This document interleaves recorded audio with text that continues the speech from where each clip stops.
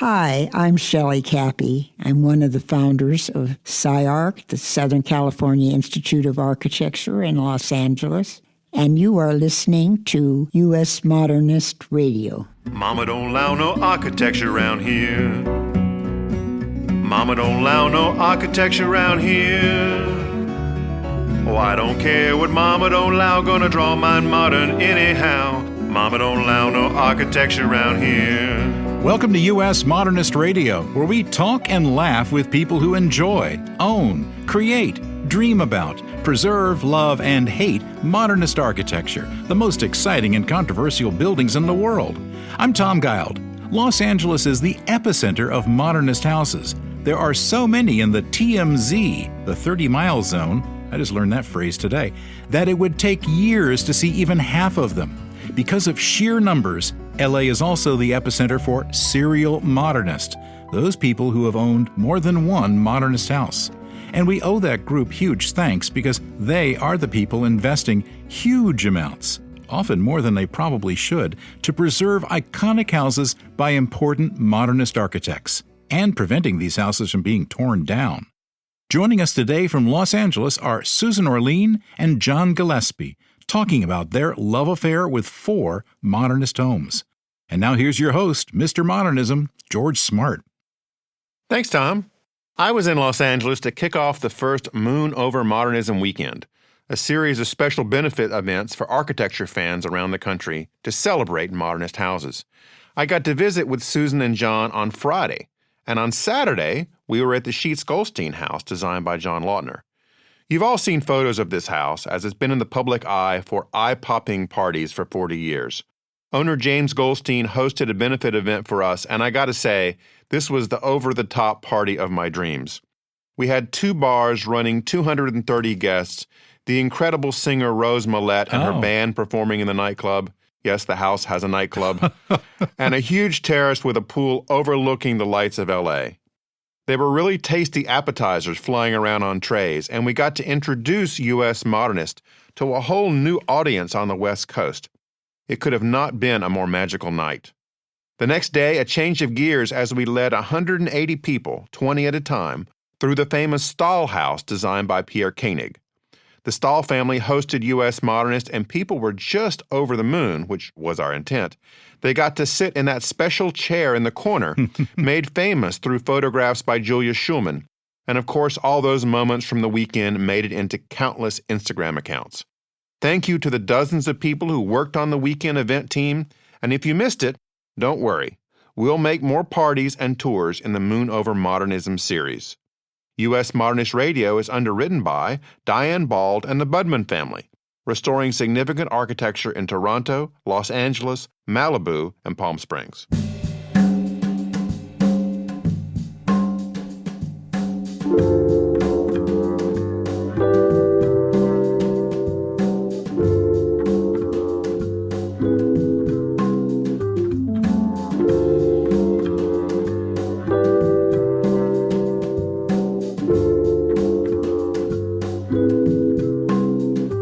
Author Susan Orlean is famous for her best-selling books like The Orchid Thief and my personal favorite, The Library Book, as well as her thought pieces in the New Yorker magazine.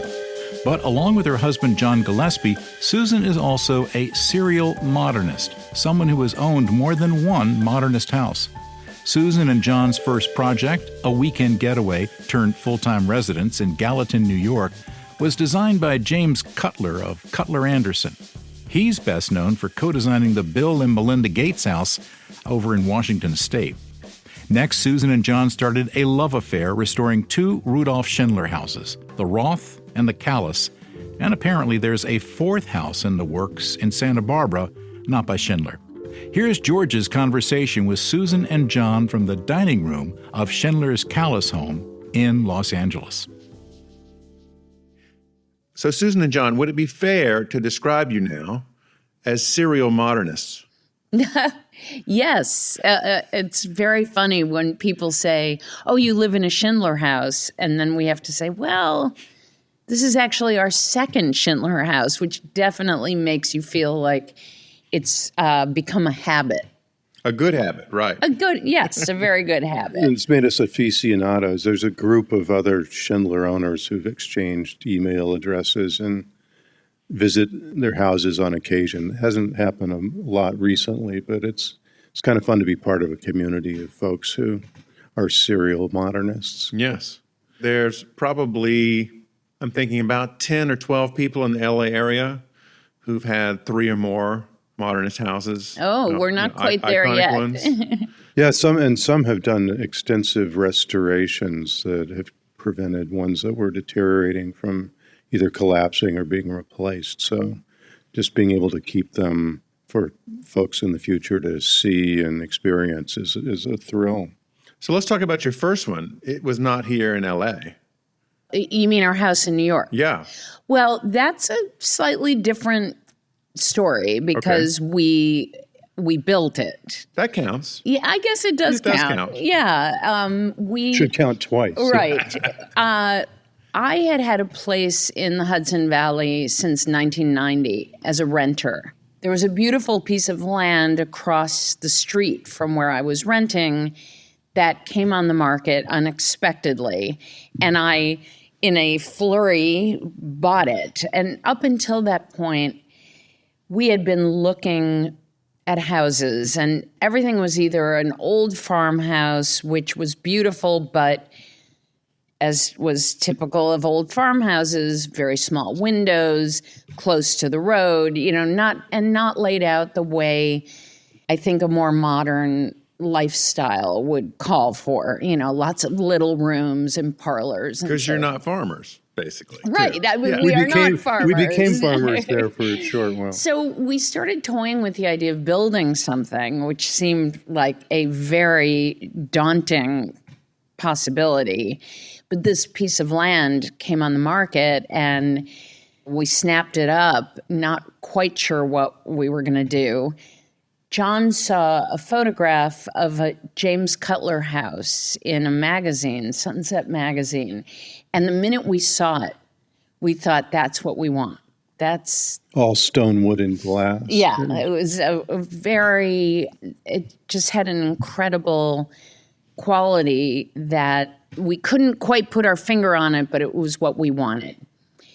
So we got in touch with Jim Cutler and launched the process and ended up with a really special, beautiful house on a beautiful piece of land that we enjoyed for 15 years. Yeah. We just sold it a year ago, but we just loved it. And yes, it did start us down the path of modernism in a very emphatic way and a very good way. Well, if you're starting with Jim Cutler, you're really doing it right.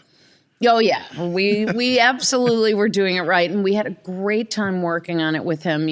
Unlike when you see a movie like The Money Pit or any of the horror stories about working on a house, it can make you dread the experience. And we had a very different experience. We really loved working with Jim, became very good friends with him, and we were just thrilled with the house. And we had a good relationship with the contractor too. And I think probably that's why we felt comfortable diving in to other projects, including this massive renovation. And now we're actually in the middle of yet another gut renovation of a house near Santa Barbara. Jim Cutler did a great job of overseeing everything. He does about 5 times as many drawings and plans and details of any other architect I've seen, and then oversees the construction as well to make sure it's done perfectly. So we were thrilled with that house. And as Susie said, it sort of got us onto the track of being willing to undergo craziness with restorations or renovations of houses. Now, you created this house with Jim Cutler about the time you got married, roughly? Yeah. Yes. Okay. I bought the land before we were married, and then we began the process of building the house right after we got married. Yeah, and it got finished in 2005.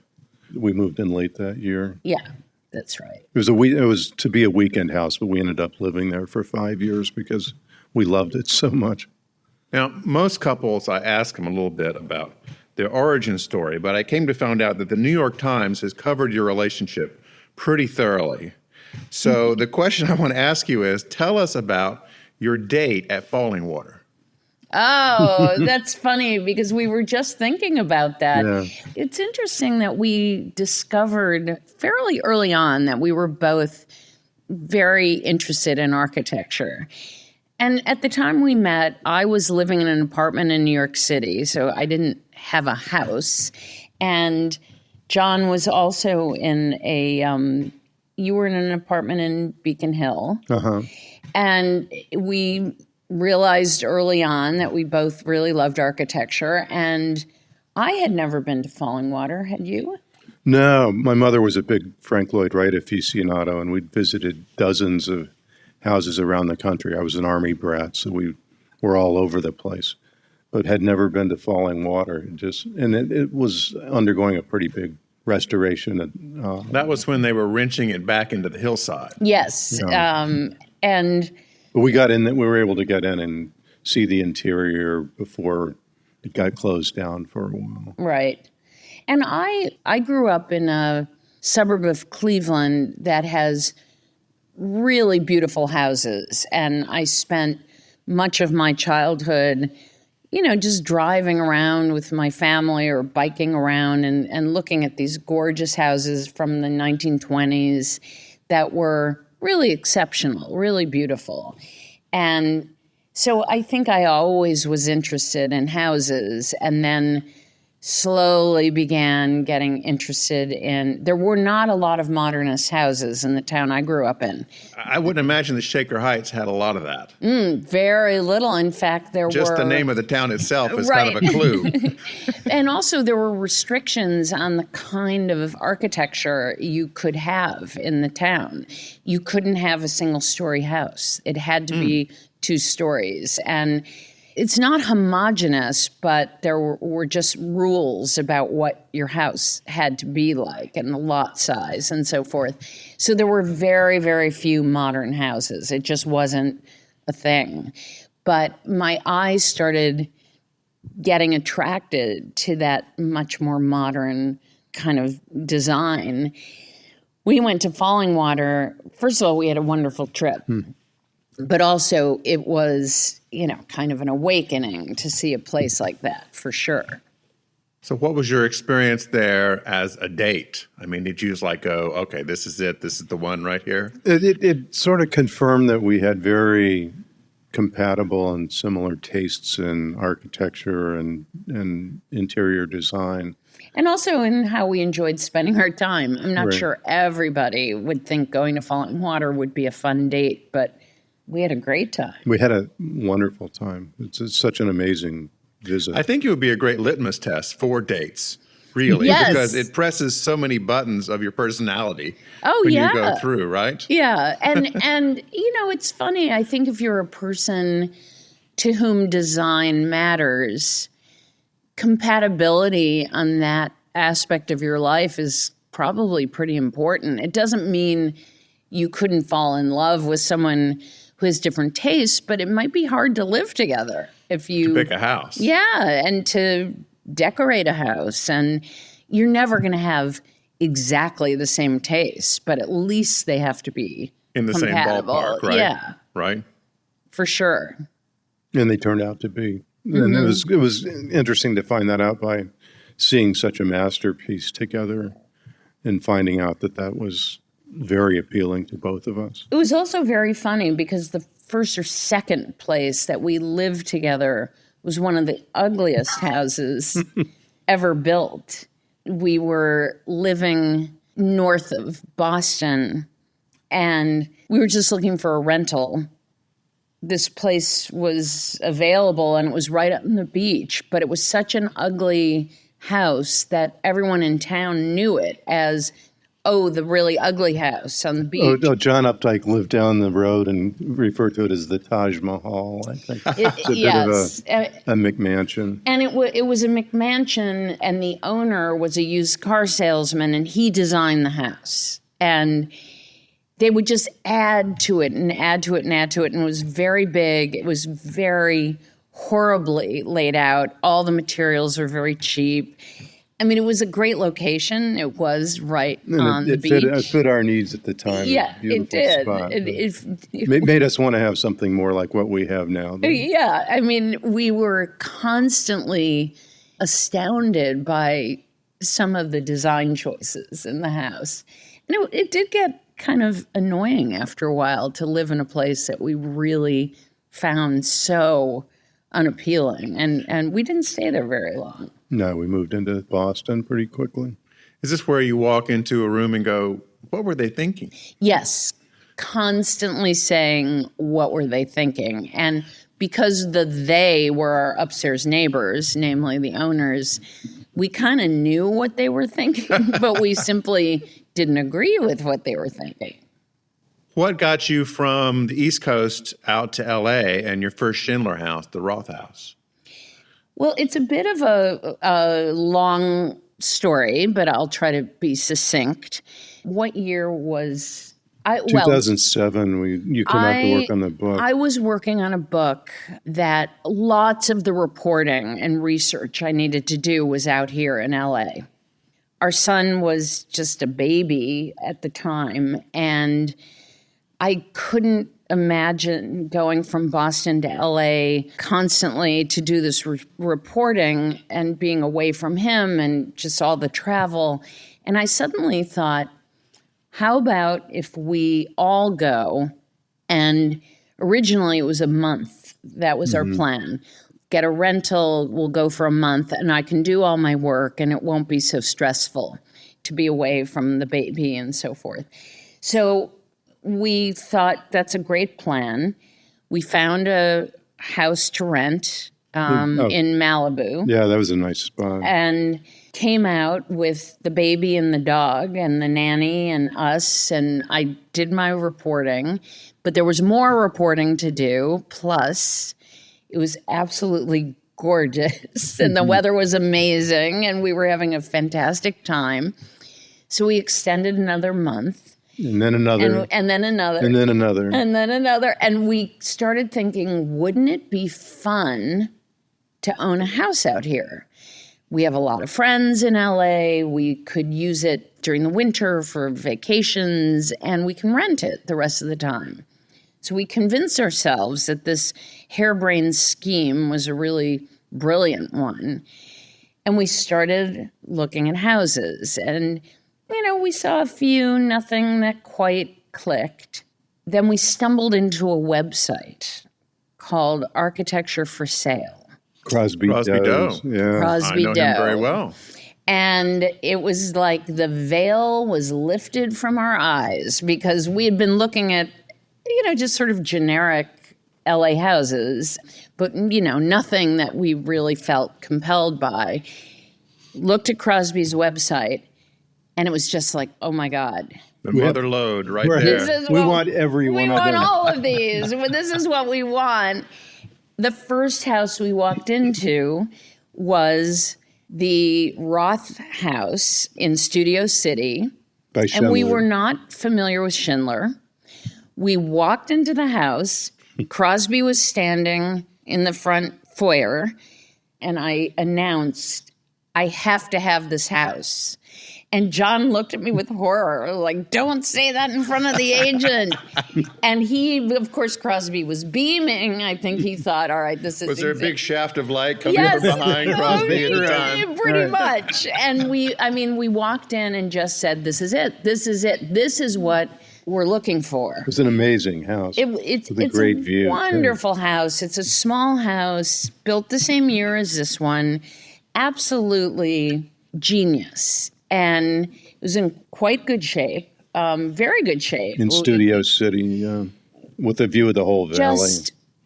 It was just perfect.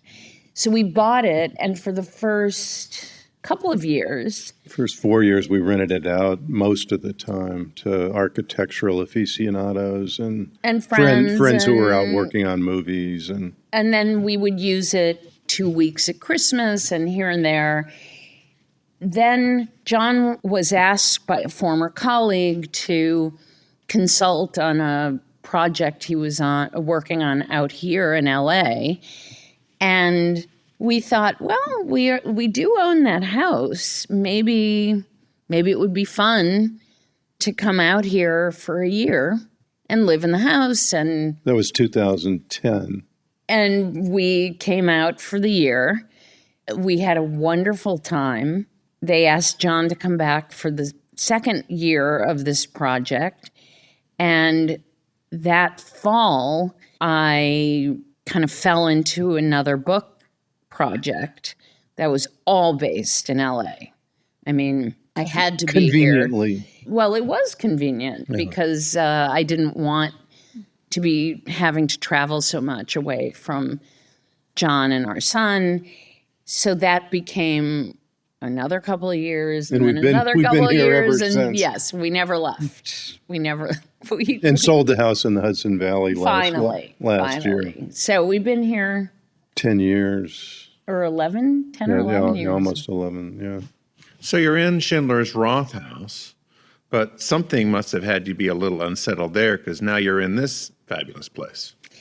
What happened was, as our son got older and simply larger, the Roth house, which we adored, started to feel a little small. It's about 1,500. No, a little more, 1,700 square feet. And we just started having this thought, like, God, it might be nice to have a little more room. We entertain a lot, and that house was limited in terms of how much you could entertain. We started looking kind of casually at some places, all of which just felt like, nah, I'm not going to go from a Schindler house to this generic 3,000 square foot house. Some used car salesman design. Right, exactly. Yeah. You know, we weren't looking hard. And then one day Crosby called and said, do you guys want to come see something fun? I know you're not looking, because we hadn't even told him we were looking. We had not. And he said, the Kalis house, which has never been on the market before, I just think you guys would enjoy seeing it since you have a Schindler house. And we came over, and really without any particular expectation of what would happen when we came over. I'm sensing a pattern here. You kind of innocently portray yourselves as walking into a house, and then something, boom, hits you. Yeah, I would say it's a revelation. It is kind of, and it's funny, we were talking about this the other day, because we walked into the house, and it was not in its finest hour, although you could tell immediately that it had some fantastic features and beautiful view. And I mean, you knew that it was a great house, but it clearly needed a lot of work. And over the next probably 6 weeks, we seesawed between back and forth. One of us would say, let's do it, let's buy it. And the other one would say, no, it needs too much work, and I'm not sure. And then we would flip. And whoever was skeptical would suddenly be saying, you know what, let's buy it. And we brought over our friend Barbara Bester, who's an architect. Oh, sure. She's been on our show, yes. Yeah, to take a look. And she said, oh, I think you should buy it. You should absolutely buy it. We brought over Jeff Fink, who yeah, I know of Jeff Fink. Yeah, and in fact, he had worked on this house years earlier, doing just a little bit of renovation. He said, yes, it's doable. It can be fixed, no problem. And finally, we gave in. I mean, right. No, we convinced ourselves it would cost X instead of 2X. X plus. And now it ended up being 3 or 4X. Yeah. But those X's will really get you. Right. And, it turned out to be even better than we had hoped. For one thing, the entire interior of the house was painted a dull gray. And there was back in the 50s, 60s. Wall-to-wall, beaten up oatmeal carpeting. The first thing I thought is the first project of fixing this house up is to pick a better paint color. Then we Actually, it was one time when Barbara Bester was here, and we were saying, I wonder what's under this paint. We thought, well, let's just strip a little, just out of curiosity. We stripped a little bit of the paint off, and we see this beautiful mahogany. We strip another place, and it's this marine grade plywood with beautiful grain. Oh, Douglas Strip a fir little, plywood. and there's, we strip a little on the ceiling, and it's this beautiful wood. And suddenly we start thinking, what's going on here? Then we find, through a friend, Andrew Romano, Sure. he found a photograph of Schindler visiting the house right after it was built. It happened to be a color photograph, and in it you suddenly realize that it's all beautiful wood that clearly was never meant to be painted. And that including built-in furniture, the mahogany furniture with beautiful angles that was battleship gray. Now, I just want to say that the previous owners loved the house, had done enormous things to preserve it, but didn't have the means to deal with the deterioration that happens after 50, 60 years in a house. Yeah, I mean, they really loved the house. And preserved it. yeah, and Mrs. Charlin lived here alone after her husband died, and she was, quite elderly, and just the maintenance, particularly on a wooden house on a hillside, is a lot. So there was a lot of deferred maintenance that hadn't been attended to, but they were really devoted to the house, and it meant a great deal to them. And also had gotten some of the preservation things that had occurred already, such as making it a cultural historical monument for the city of LA, which gives it a certain reputational status that helps preserve it. So there were some elements that were appealing there, but boy, was there a lot of work to do with rotted wood and one end of the house having slipped 6 inches down the hill and needing a lot of foundation work and a lot of modernization, and then removing some things that had been changed, not just the paint, but there'd been a kitchen renovation that made it more of a 60s kitchen than a 1946 original design kitchen.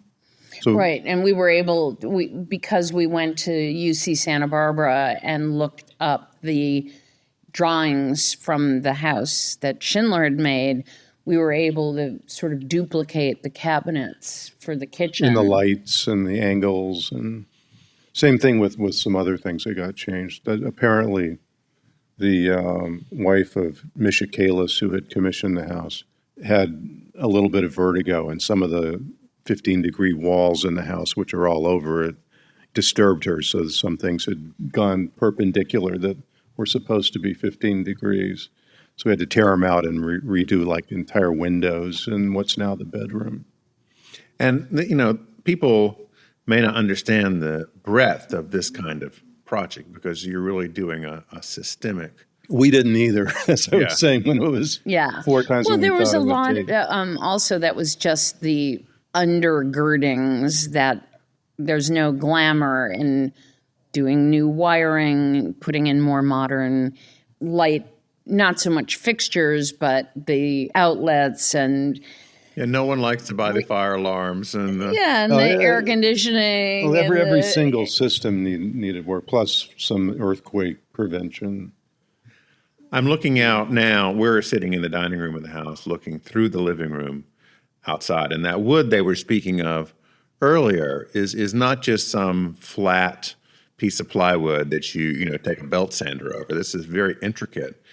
And you all were telling me earlier that you had, a whole bunch of guys here on their backs, like Michelangelo on scaffolds, carefully doing what was essentially a chemical peel. Yeah, it was a 4-month process for 6 really good restoration painters during the summer when it was 90 degrees on their backs on scaffolding, because there were angles on the ceiling pieces in particular. So it was a chemical peel and scrape that was meticulous and took 4.5 months. Right, because not only were the walls painted gray, but the ceilings were painted gray. And the these are built-in grooved. furniture. The ceiling isn't just a flat ceiling, it's grooved strips of wood. So I don't know how they did it. All I know is they were here 4.5 months. for a very long time. And when it was finally done, it really was, talk about a revelation. I mean, it transformed the house, absolutely transformed. Yeah, some of the grain in the Douglas fir plywood in this little art hallway here is really wild, just absolutely beautiful. And then we had to figure out we had 16 different patches of potential different colors or finishes for the wood. For staining it, yeah. And finally lit on ones that looked as though they duplicated what had been done originally as much as possible, and seems to work out pretty well. Well, you certainly can't tell that this house is a mess any longer. It's gorgeous. Thank you. Well, we're really, it's now a really solid house. The least fun expense was jacking up the half of the house that had slid down the hill. Oh, and praying that it didn't fall all the back way down in the hill. Yes. Yeah, and redoing the foundation, which, that's the kind of, it's like wearing really fancy underwear and feeling like nobody even appreciates the fact. This was I think Ramjack needs to take that on this new marketing campaign. It's like wearing really fancy underwear Why not? for your house. Because it really is. And the fact is that it does make a difference. I mean, the house was so slanted that not a single door or window in that half of the house was square. I mean, they were all off kilter because it was I mean, you could feel the slant. It's not one of those subtle things where you perceive it being a little bit less than level. This was noticeably slanted. And we really had no idea how that would turn out. Well, we got to live with the work going on while we were trying to live here for the last year or two of the reconstruction. But Jeff Fink had these amazing Finnish carpenters and stonemasons who did just an incredible job of getting this done right. It's very much a specialty. Oh, yeah. It scares you to touch some parts of it that can be somewhat delicate, but now it's very solid and feels like you can move around in the house without having to tiptoe. So this is number 3. Is number 4 in Santa Barbara a modernist house as well? Yeah, it was built in the 70s by not a named architect, but it's definitely a post and beam, would you say? Yeah. And it's got a gorgeous view, which is what attracted us to it initially. It really is like a giant rectangle on top of a slightly bigger rectangle. It's a very simple shape. It needs a gut renovation for all sorts of reasons, and not just taste-wise, but it has some oddities to the way it was built that we've got to sort out. But we're working with a really wonderful architect there named Johnny Hirsch, and we're really excited. I think it's going to be It'll take quite another year lovely. at least. The outcome will be lovely.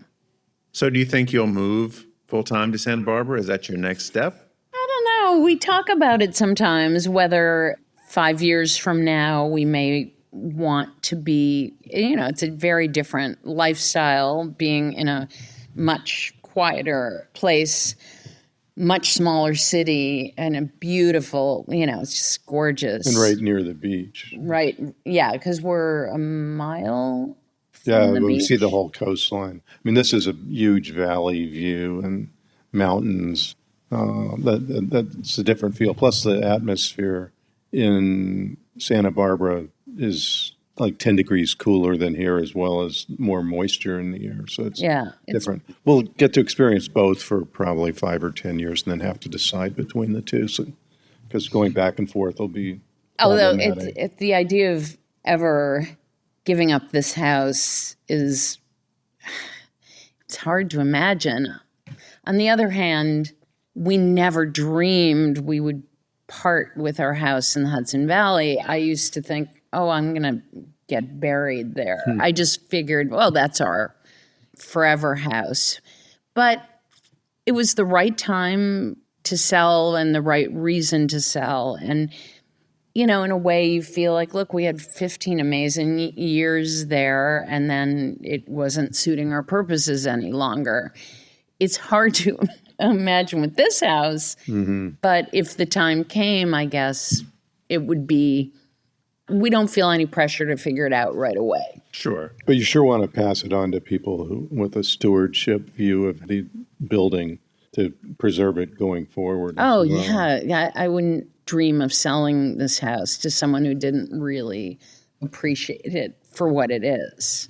Well, I'm sure Crosby Doe has somebody in mind for it, in the Probably, future. yeah. Actually, it would be very funny if the people who bought the Roth house would buy this house, because now they have 2 little kids and they may start feeling a little squeezed in the Roth house. But we're not ready by any means. I don't anticipate We'd keep moving this on for quite a while. Yeah.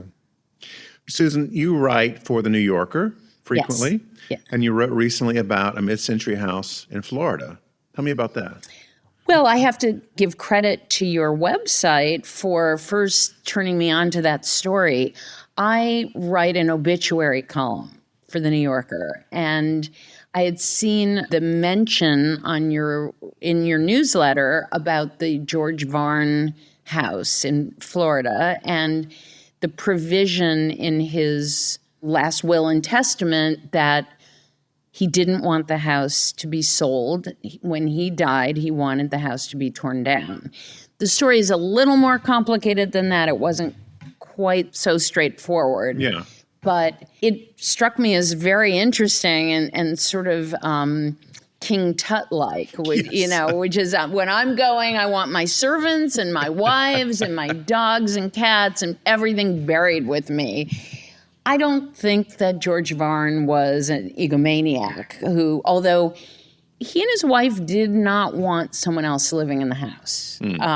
They just didn't want that. And they didn't see the idea of preserving the house for its architectural value as being appealing to them. And the house also was in a fair amount of disrepair, and his daughter said that, they just didn't feel anybody would want to invest in repairing it sufficiently. But it was a very interesting and controversial decision, and there were a lot of people who were upset about it. But boy, they followed through and tore that house down in no time flat. I mean, he died, he was buried, and the house came down. Wow. Yeah. I talk to a lot of heirs of people who get often bad advice that a house can't be brought back, when in fact it can. We lose a lot of them that way. Mm-hmm. It's really a tragedy. And it may be that, of course, there is no house that is, if you have the money to do it. If you have 2X or 3X or 4X. Yeah, exactly.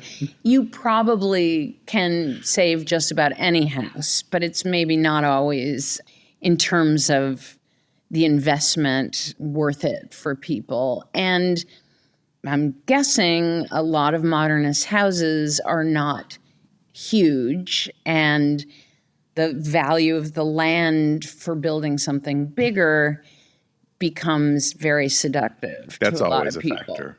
Absolutely. None of these Schindler houses are huge, and a lot of them are quite little. And, as you noted on your drive up our street, there are some McMansions being built on our street that are so big that you can't figure out who needs that much space. 5-6 stories tall. Yeah, and deep also. One house on the street that recently sold, I think, has 9 bedrooms, and you just think, well, I I can't imagine who needs 9 bedrooms. Well, there's one across the street that we walked through, and the design was so bizarre. To get to the guest room, you have to go through the walk-in closet. You just kind of wonder.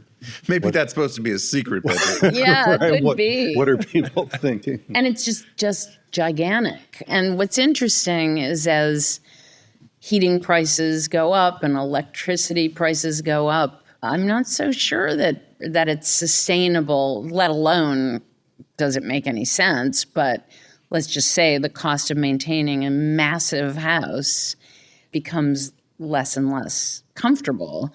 And I really do wonder in 10 years, some of these ridiculously large houses, what's going to happen with them. I wouldn't be surprised if they're sitting here on the market with no takers. Well, my last question is for John. Mm-hmm. John, what is your favorite song performed by Susan on the ukulele? I'm not sure. I'll give you a hint. It's the Bob Marley 3 Little Birds. Oh, is that an easy one to play? Yes. Yeah, I have no musical talent whatsoever, so her ability to play the ukulele always amazes me. This land is my land. That's what I'd go with. We had on the show a couple of months ago Victoria Vox, who is well known in the ukulele world. And so I'm kind of tuned into that now that I've chatted with her. Oh, that's funny. Well, it has enjoyed an enormous revival. And what I loved doing was when I was on book tour a couple years ago, I traveled with my ukulele because it was something fun to do at night in hotels. And for some reason, everyone, when I would get on a plane and I had my ukulele in the case, everybody would smile. And it somehow made people happy to see a ukulele. I don't think people smile when they see a guitar. No, banjo they do. Banjo will do the same thing. I guess that's true. This house had a lot of concerts performed in it, and apparently the acoustics, because of the 15-degree slanted walls, are amazing. But there was a grand piano in this room where we're sitting right now, and they used to have famous violinists come and play. I think Stock Perlman had played here. The owner had played piano at Carnegie Hall. Mrs. Charlin, yeah. I mean, she was and her husband was a cantor. And so it was a house filled with music. And they did do a lot of house concerts. When our friend Patty Marks and the cartoonist Roz Chast do a ukulele act, so we'll have to get them to come out from the East Coast and revive some concerts here. I have a Roz Chast cartoon up on my desk from years ago with this woeful person, and the caption says 3 a.m. of the soul. Yeah. Susan, John, thank you so much for talking with me. This is such a pleasure. Sure. Our pleasure entirely. Thanks. Thanks for listening. U.S. Modernist Radio is underwritten by Diane Bald and the Budman family, restoring significant architecture in Toronto, Los Angeles, Malibu, and Palm Springs. Okay, Tom, take us out. Visit usmodernist.org's massive archives to listen to past shows and discover documentation of 15,000 significant modernist houses and access 4 million pages of classic 20th century architecture magazines. U.S. Modernist Radio is produced by Soundtracks Recording Studios in Raleigh, North Carolina. Our theme song was performed by George Smart and Robinson Earl. Our guest research was by Kelly Policelli, who's blissfully out of Wi-Fi range today on holiday with the fam. U.S. Modernist Radio is a production of Modernist Archive Incorporated, a nonprofit educational archive for the documentation, preservation, and promotion of modernist residential design. You can see all of Schindler's houses at usmodernist.org/Schindler. That's SCHINDLER. I'm Tom Geil. George and I will be back soon with another highly addictive, just can't stop, serial modernist edition of U.S. Modernist Radio. I can't quit it. It's like a monkey on my back.